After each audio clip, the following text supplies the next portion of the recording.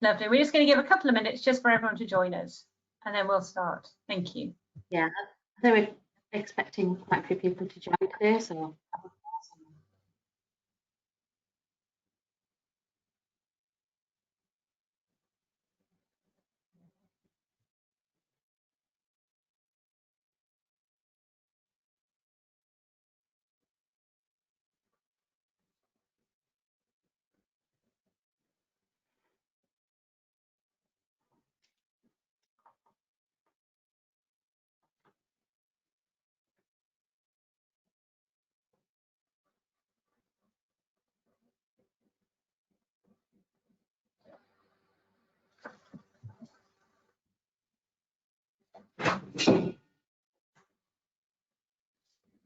Great, we'll get started, and hopefully we'll still see people joining us. So once again, a really warm welcome to everyone who's joining us at WISE today for our webinar about diversity inclusion and an introduction to our training. We know that at the moment, more than ever, diversity inclusion is really key on every organisation's agenda. At WISE, our goal is that by 2030, we think that 30% of STEM roles in the UK should be held by women. And we think we're on the way there. There are already 1 million women working in STEM in the UK. And why are we aiming at that goal? We're aiming there because diversity and inclusion makes great business sense. It makes sense for individuals and their development. It makes sense for companies in terms of innovation and performance. And it makes sense for the economy and driving that forward with the skills gap that we know we need to fill into the future. And how does WISE help achieve that goal? Well, we're a membership organisation, so we work with organisations of every size across lots of sectors, organisations who are really keen to help on their diversity and inclusion journey. And whichever stage you're at, WISE can help you on that way. And one of the things we've done recently is introduced a new course, which is Introduction to Diversity and Inclusion. And so today, Shagufta and I are going to take you through a bit of a taster of that, so you can see what's involved and see if it's for you, and also hopefully get something out of this as well. So we'd really like to have this really interactive session. So if you've got any questions, please pop them in the question box, which should be on the right-hand side of your screen. And once again, huge welcome to all of you. Shagufta, I hand over to you. If you'd just like to introduce yourself. Hello, so thank you. My name is Shagufta Sharif. I'm the Development Manager at WISE. I've been at WISE now for over 6 years now, so I live and breathe gender diversity. So yes, thank you for joining the webinar today. So over the next 30 minutes, hopefully I'll be going through the 4-hour training course that we have available at the moment on Introduction to Diversity. So it's a really interactive training. So to start you off, have a look at this next slide. So it just gives you an instruction. On your right-hand side, on the right-hand side of your pane, there'll be a little questions box.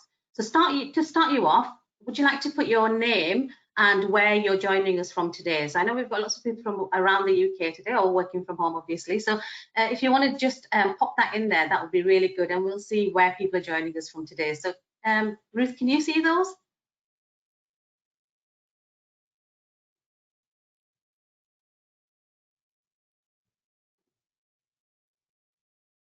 So quite a lot of people have started.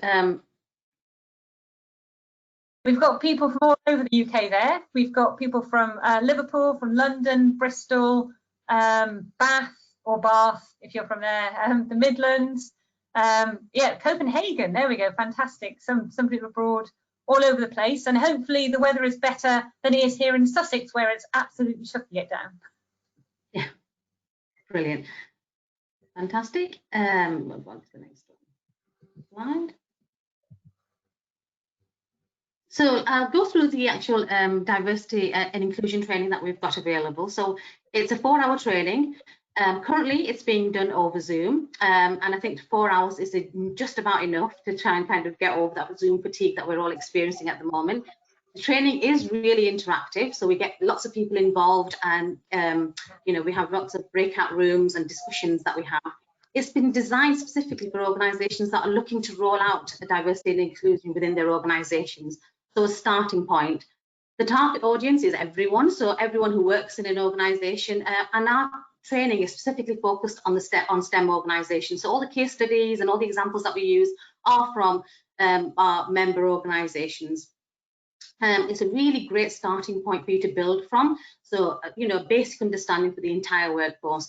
So the training covers, we have a section on diversity inclusion, what that means. It's really good to be able to understand what those terms actually mean. So we have a section on that. We look at the business case, understanding the business case. It's not just a nice thing to do. There's a business imperative to be involved in diversity inclusion and making sure that your organization is living and breathing that. We also have a section on the awareness of bias. So it's a short section. We cover unconscious bias and top tips on how to avoid bias and things like that. And then you are able to put that knowledge into action. So we have action planning throughout. There's some pre-course stuff that we do as well. And then we check in with all our attendees in 3 months after the training to see how they're getting on, if they've been able to implement any of the learning that they've had. So the first section of the training, it covers some historical background to diversity in the UK, the current picture, why it's important, and why we want everyone working in your organisation to be aware and live and breathe diversity and inclusion. And it's really important to understand where diversity has come from, why we need it. So if you have a look at this next slide, this is one of the questions that we have on our in the training as well. So it's a little true or false little quiz that I've got for you there. So PPE for the NHS tends to be designed for the size and shape of male bodies. Do you think that's true or false? You can put your answers in the question box, and then Ruth will be able to see what the general consensus is on that one. Brilliant. Funny enough, we're getting almost unanimous true coming through, but we're getting some false. Interestingly, some people from engineering saying that rings true for them as well. Just a point as well, if there are a couple of people having sound issues, then Catherine, who's on our team, is hopefully getting back in touch with you just to sort of give you a couple of options. So bear with us, and actually I'm saying that and you can't hear me, so that's really helpful. Yeah, well, I'll repeat that then, Ruth. So if anybody's having any sound issues, it can sometimes be with the fact that you've plugged in your earphones and it doesn't like that. So start the system again without your earphones plugged in and then plug them in afterwards. That sometimes helps me with fix that problem. But I think it's something that happens with coaching now. So anyway, so again, lots of people. Yeah, lots of people thinking it's true. A couple of people saying false or no. But yeah, so what's the answer then, Shagufta? Okay, so it's I think everybody on the line knows what they're talking about. So yes, true. So in April 2020, the British Medical Association, the professional organisation for doctors, hit out that the fact that personal protective equipment tends to be designed for the size and shape of male bodies, despite the fact that 75% of the NHS workers are women. And a TUC survey in 2016 looked at PPE in construction, and I think a lot of women who are on the call who work in construction or work in engineering and have to wear PPE will kind of resonate with them. And the survey found that 44% of women said that the trousers provided were unsuitable. 35% of women found overalls were a poor fit generally. And one woman said that oversized gloves made it difficult for her to work safely or accurately, while another reported that her ill-fitting boots caused her to stumble on side. So these things are actually, it's not even historical data that we're looking at. These are actual surveys that are coming through at the moment. The next question I've got is this one. So there are 66.65 million people living in the UK. Bearing that in mind, how many people in the UK are currently diagnosed with arthritis? So I've got 3 options for you on the screen. There's 2 million, 0.5 million or 10 million. So just put A, B or C in the question box. Which one do you think it is? Bearing in mind the number of people that we have living in the UK, how many of those suffer with arthritis? I think it's just relevant to be aware, how this impacts mobility and all of those kinds of things. So it's really interesting to know how many people, within the UK do have this issue. So what's come through so far, Ruth? We're getting a real mixture of answers on this one, Shagufta. So yeah, lots of people saying C, and also we're having a few people on the line saying they're actually, it applies to them personally as well. So lots of stories coming through there as well. Yeah. So interestingly, it's C, 10 million people. And according to the leading arthritis charity, Arthritis Care, around 10 million people of all ages in the UK are affected by arthritis. This is really important when you're thinking about manufacturing, design of products, the customer base that you have, the workforce that you have, and all the things that you need to bear in mind. It's really good to be aware of stats like this. I think throughout the training as well, we do have quite a lot of other information as well. I'll kind of go through a couple of statistics with you now. So a person from an ethnic minority background is 10.7% less likely to find work than a white person.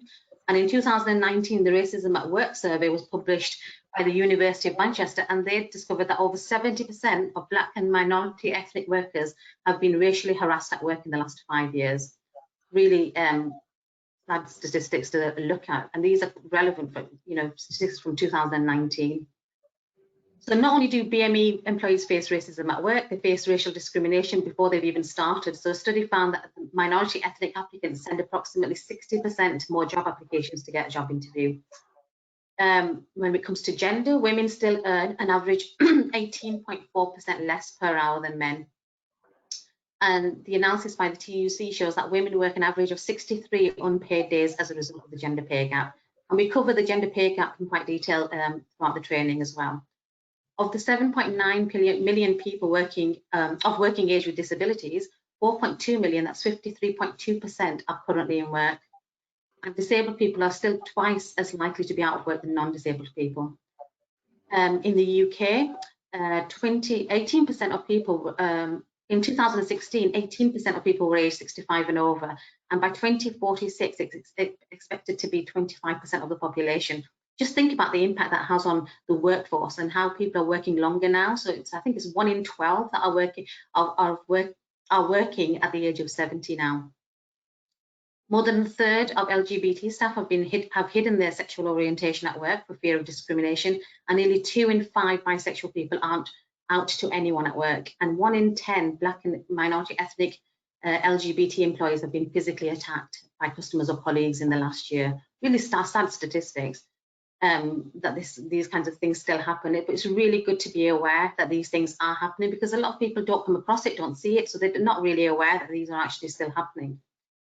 We do have the Equality Act that came into force in October 2010, and that provides a modern single kind of legal framework and to tackle disadvantage and discrimination.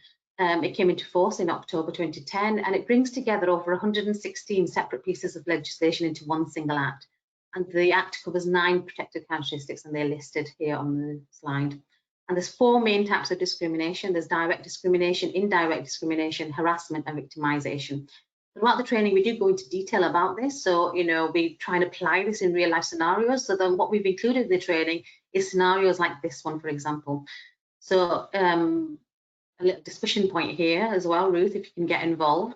So if a white employee makes racist comments in the presence of other white employees only, could this be regarded as racial harassment? So what do you think to that one? Any comment? If you've got any comments, you can always put those in the question thing, if you've got any thoughts on that. And are you protected on the Equality Act?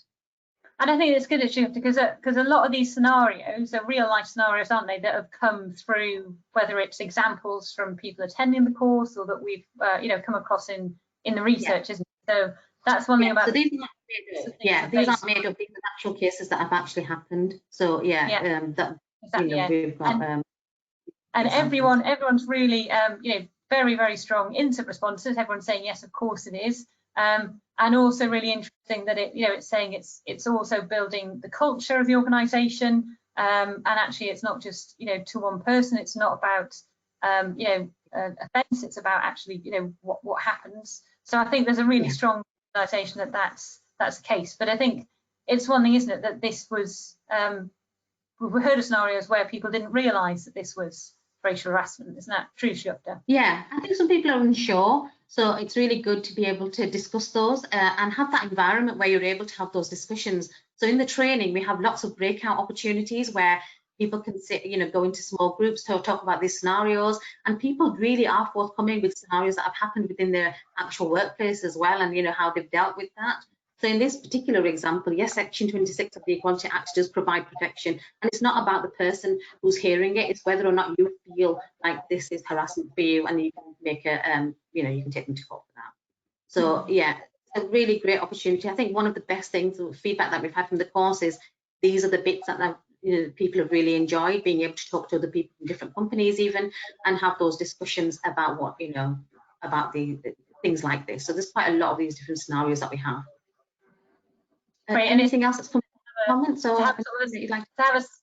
Yeah, it's important as well to have a safe space, isn't it, where people can, can talk about things without fear of of not things they don't know. They're able to admit they don't know things. I think that's really important. Yeah, I think that's what I actually love about it. I think there was one training that we had recently where simple question was, I'm unsure about how to react in this situation, or I'm unsure how I'm supposed to refer to this person. And, the simple answer was just, ask, and they were able to ask that question in that kind of environment. They usually work with male engineers in the really kind of male environment. So, having this place to be able to have those discussions was really useful. So, a lot of people gain, really benefit from that. Yeah, definitely, yeah.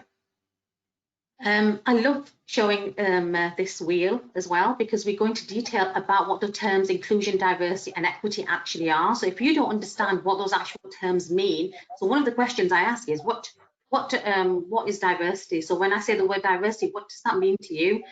And then inclusion, what does that look like? What does that mean? And it's really good to get, really get a good understanding of what those terms are. Because when you understand what those terms are, you're able to then build clear strategies and plans around them. This wheel is really interesting. I really like it. I know it's all colourful and I love all of that as well, but it just shows you all the different characteristics that make up different people. So, we never say, like for me, for example, I'm from an Asian background. I'm not diverse. I'm an Asian woman, and that's me. That's my unique. I'm an individual. I'm a unique person. So I may bring diversity to an organization, but in myself, I'm just a unique person, and people don't like being referred to as, oh, she's diverse. That doesn't make sense. So it's really good to be able to kind of have that clarity and that clearance there as well. And it helps you set targets as well. So when you're kind of going, we want to diversify our upper management. What do you mean by that? Do you want more Black women there? Be really clear about what you're aiming to do with that, because that helps to kind of actually make those plans into reality. Another really interesting one is this slide that I show as well. In the first image, it's assumed that everyone will benefit from the same support. So you can see that's equality. Everyone's getting the same level of support. There's little kids that are watching the match, and obviously you can see the shortest one can't see anything still with the equality there.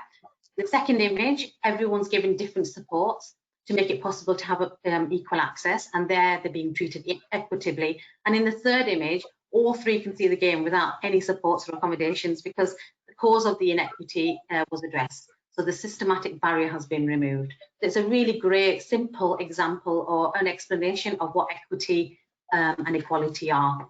And a lot of people have commented that they've really, really liked being able to kind of distinguish that as well.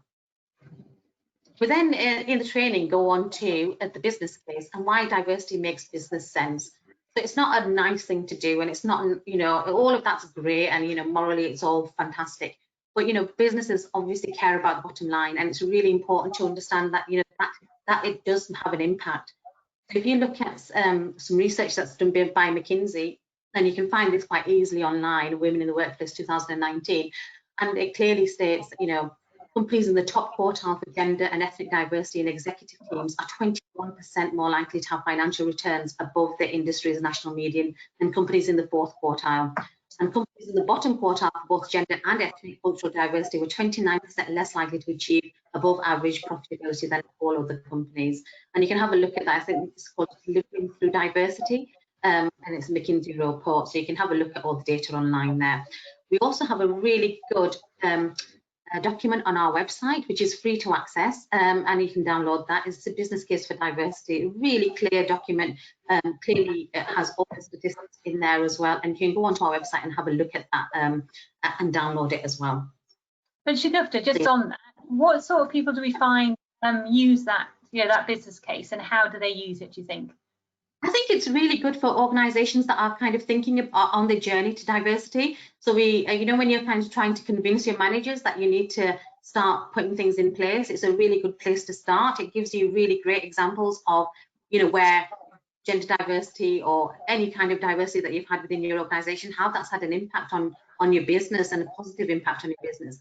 There's reports on there from the Royal Academy of Engineering, and they did a massive study about inclusion of engineers, and that's a really good report to have a look at, but it refers to that in the statement. But it's for anybody who's wants the business side of why we need diversity and inclusion within an organisation. Sometimes you just need those figures, and it's really good to be able to have that there. And I think the other thing about it, isn't it, Shagufta, is it really shows that message we've been talking about a lot, that diversity and inclusion is good for everyone. So this isn't about, so these courses are for everyone, aren't they? It's not just a course for women. It's not just a course for, for senior leaders. What sort of range of people do we get coming on the courses? I think, interestingly, we've had more men join this course than women. And because it's not just gender that we cover in this particular course, we cover everything, so it's really good for everyone to be on there. Yeah, so we've had a real mix, but there has been quite a lot of men that have joined over the last couple of weeks. Brilliant.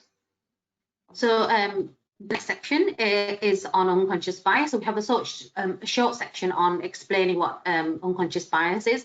So in this instance, I'll just kind of say it's a natural part of our evolution. We kind of make instant judgments when we meet people. I mean, right now in the Zoom era, what are we doing? We're kind of looking into people's homes, making assumptions about what they like, and getting a real understanding of, we just make these judgments. It's a natural part of evolution. We just do that.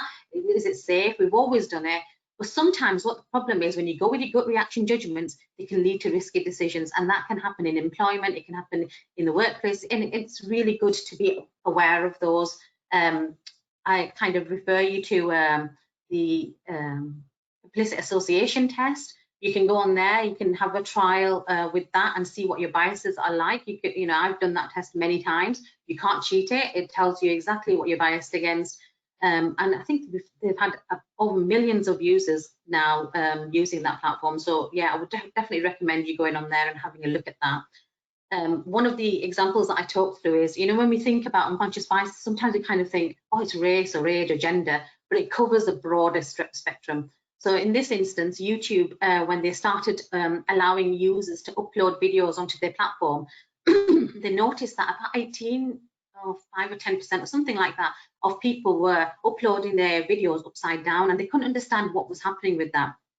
And what they found was that because when people are using their phone, so I'm right-handed, so when I'm making a video, I will twist my phone in this direction, whilst if I was left-handed, I would twist it in the other direction. And because people who were left-handed were twisting it the other direction when they were making the videos, all the videos were being uploaded upside down onto their platform.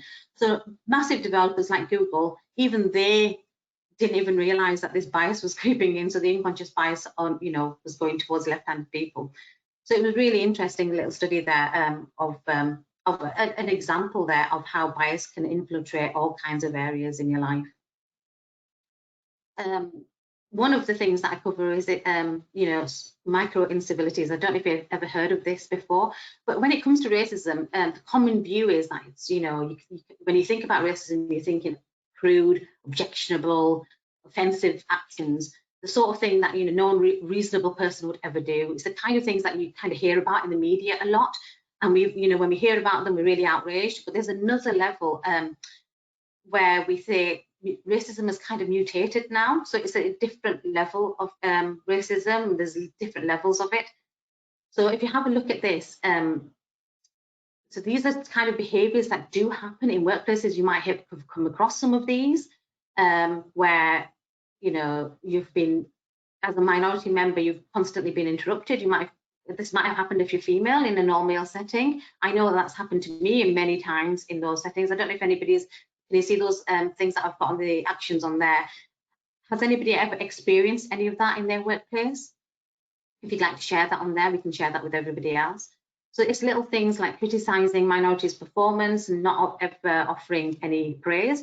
On my LinkedIn profile, I've just put in recently for one of my friends, mentioned every single thing on this list that had happened to him in his workplace, and what he's now decided to do is that he's had it for 6 months. He's tried to do something about it. It hasn't happened. Nothing's been fixed, and now he's having to leave that workplace because of it.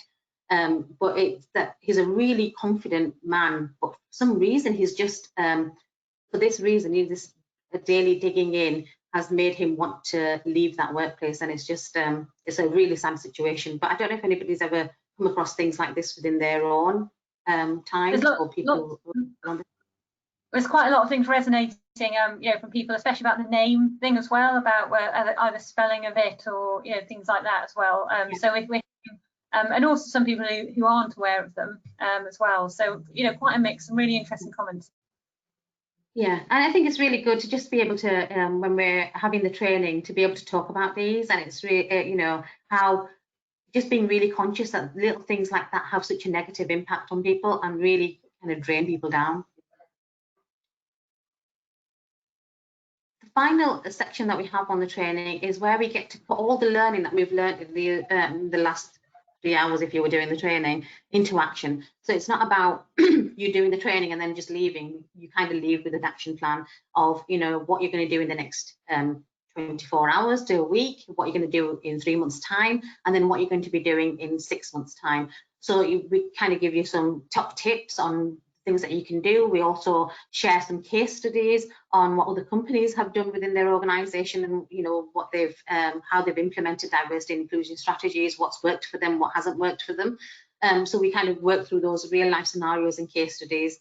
If we have a look at the next slide, which has top tips from Travelport, for example, this is one of our members, and what they looked at was they were looking at improving gender balance within their organisation. What they noticed was towards the end of 2017, progress has stagnated. So then they had to look at their starting point, looked at the data, and that really helped them to kind of plan what they were doing. And these were some of the top tips that they provided in, you know, building a strategy within their organisation. What we also ask people to do is, you know, think about these questions. Why do you value diversity? Why is it part of your values? So we provide guidance on next steps. It's really important to understand why you're doing things and really put down clear plans of what you want to do next. At the end of the day, diversity is everyone's responsibility, and that's the most important thing to know. It's not just a HR problem. So everyone needs to get involved and be making those changes within the organisation. And then, who is responsible for diversity and inclusion and equity within your organisation? And it is you. So at this point, we have got a bit of time for some questions. One question that's coming through, Shagufta, is a bit more, you know, specifically who the course is for. So is it for individuals or organisations, or, you know, what we found so far that works? At the moment, we've had a mix of different organisations and individuals signing up as well.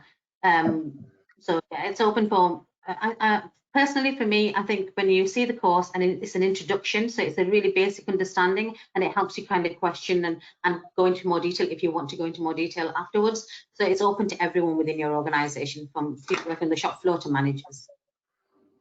Brilliant, that makes sense. And so do we get, like you said, are some of the courses mixed organisations, or is it mainly, you know, done for one organisation at a time, if you like? We can do both. So if there's, you know, if there's people interested in getting involved with the course, get in touch via our info address. And then if we have sufficient number of people for a course, we'll just put a course together. But at the moment, we are getting approached by companies to do courses for their organisation. And sometimes companies have approached us and said, you know, can we don't want a 4-hour training session. Can you they can pick out certain elements of the course that they're interested in, and then we can develop that, we can do that training for them there.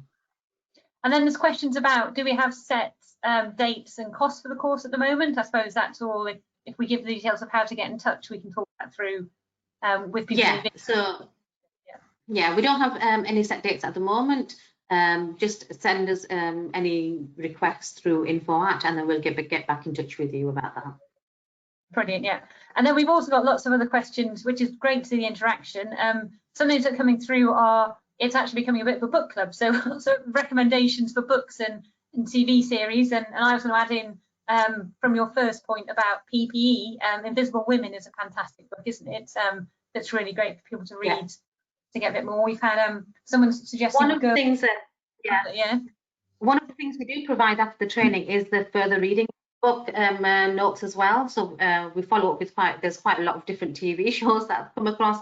There's books, there's articles, there's you know, links that we share with participants after the training as well. So if anybody's got any good ones coming through, please send them through, because we can definitely include those in our further reading as well. And I think some of the other things are coming through are really it's given us loads of ideas for future webinars as well. We've got lots of other topics around diversity and inclusion that people are really interested in. So that's really, really great to see as well, I think. So what we can do is any questions that have come through and we haven't been able to answer them, we can get back to people as well, separately as well. We can do that afterwards. So I just wanted to quickly share the next, our 10 steps program. It's a cultural transformation framework that we have available at WISE. All the details are on the website. But if you're interested in actually making any difference within your organisations, it's well worth having a look at that.